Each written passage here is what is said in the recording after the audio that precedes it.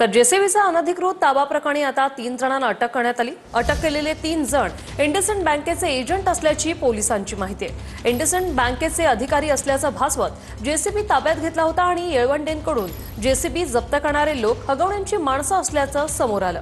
Hagawane मालिकाने cut रचल्याचं police तपासात समोर आलेलं आहे।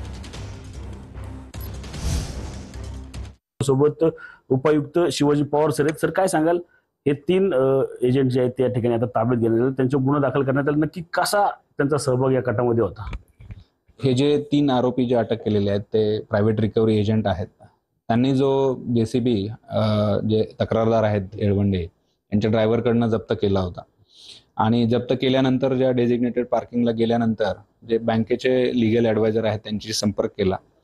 लीगल ॲडवायझरनी त्यांना सूचना केली होती की सदरचे मशीन जप्त करण्याची आवश्यकता नाही, ते ARC मध्ये ऑलरेडी गेलेले आहेत। तर त्यामुळे तो मशीन जे आहेत ते मूळ यांना मालकांना परत करा अशा सूचना त्यांच्या होत्या।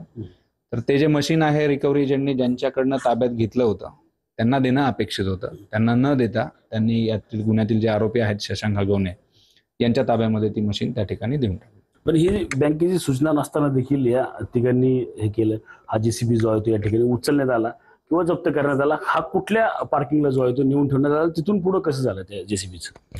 आणि तो जो आहे चाकणमध्ये कडाचीवाडीच्या ठिकाणी ते पार्किंग आहे, तर त्या पार्किंगमध्ये ते घेऊन गेले होते आणि बँकेचे ऑफिशियल्सची पार्किंगचे जे ओनर आहेत त्यांना इंटिमेशन नसल्यामुळे त्यांनी तो घेतला नाही, म्हणून मग लीगल ॲडवायझरशी त्यांनी संपर्क केला आणि तो जेसीबी मशीन जो आहे तो परत देण्याच्या सूचना त्यांना देण्यात आल्या आहेत। रणजित जाधव, TV9 मराठी, पिंपरी चिंचवड।